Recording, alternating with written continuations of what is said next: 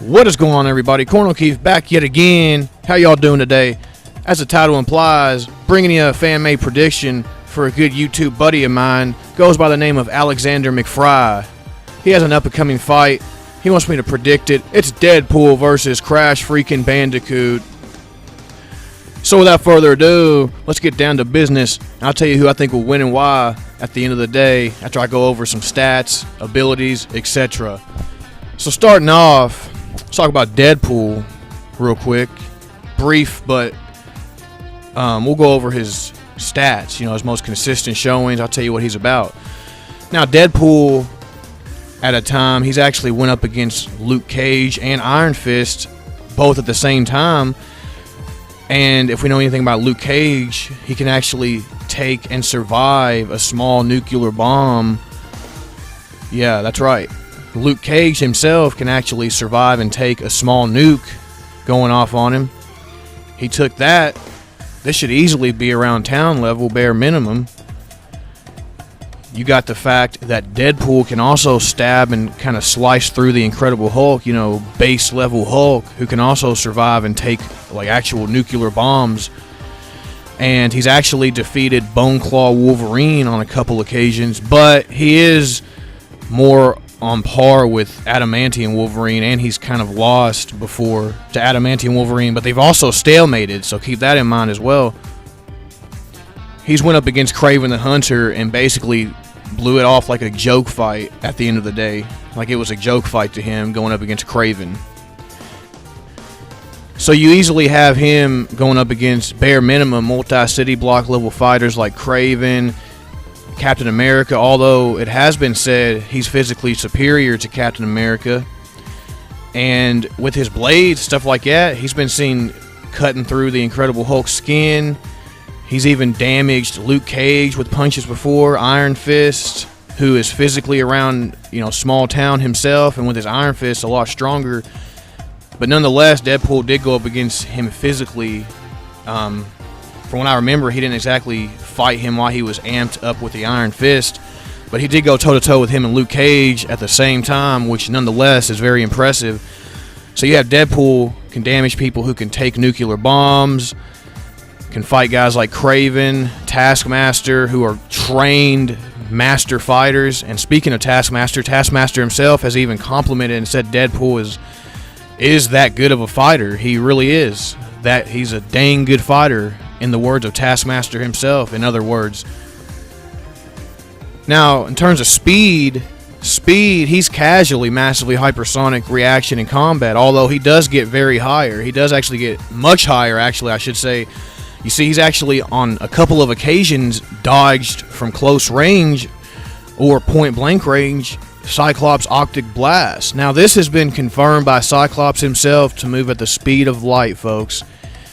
And it is close range, but even if you just say it's relativistic, that's fine. I would venture to say light speed because it was really close to point blank. And it is backed up by other scaling because you have Beast, who can literally react within nanoseconds. Wolverine can keep up with Beast. A nanosecond is FTL reaction. Deadpool has kept up with Wolverine on several occasions. So, he easily has at least light speed reaction going off that, and it is kind of consistent. And he's dodged lasers as well. So, he should be vaguely FTL reaction if he's truly going all out. Obviously, as shown several times, light speed to FTL, at very least, relativistic. He has plenty of weaponry. Got his 2 pistols, his katanas. He has grenades, bombs, etc. He can pull random weapons out of nowhere to an extent, to a certain extent. He's aware he's a fictional character. He can break the fourth wall, consistently. And in his own right, he's a really good strategist, to be honest. And the fact that he's aware he's a fictional character does go to show that he's more aware of a lot of other things than just, your normal fictional superhero, if you get what I'm saying.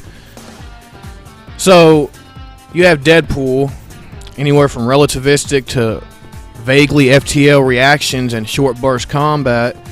You have him able to damage people or anywhere from, small town to city level in terms of like durability, attack power, stuff like that. And he's a great fighter. He's durable enough to take huge explosions that cause multi-city block level craters. He can take missile explosions and get back up, rockets, all kinds of stuff. And it even took a planet falling on him once to actually fully kill him. Now, he has been knocked out before, like actually knocked out cold, obviously. And his regeneration does depend on his own, like, consciousness or whatever. Like, if he puts the effort into it, yeah, he can regenerate. And he's regenerated from a single drop of blood before. So you move on to Crash. Crash has survived an explosion that should be at least town level, possibly city, at the higher calc, I believe. And you have him keeping pace and scaling to characters who can dodge lightning-based attacks. So he himself, right off the bat, is massively hypersonic. He should have building-level attack power. He has his Wampa Fruit launcher. And there is one scene where he did get sliced in half. Now, you could say it's an outlier. I mean, it's kind of weird. You could say he's vulnerable to, like, sharp weapons, but you could say it's an outlier. Either way I'd be fine with, but there is a slight chance that might be the case where a blade might hurt him worse than just a physical punch. Now, Crash, he's not exactly bright, but he does have a lot of, like, lucky moments. He's unpredictable. Kind of like Deadpool, which is why I don't think Deadpool's unpredictability would necessarily have a huge advantage over Crash, because Crash himself is just kind of like dumb luck kind of stuff, if you get what I'm saying. But Deadpool is like a lot more of a tactician in that regard, though. He has been complimented by Taskmaster. So, I mean, if you really want, if you put him at his best, he's going to have his way in terms of intelligence there. And he knows he's a fictional character. He's aware of that. And breaking the fourth wall can help him avoid, certain attacks to an extent, obviously. Crash, and he has his jetpack. He outran a polar bear, a triceratops. Deadpool actually kept pace with a plane while it was, like, taking off on the strip,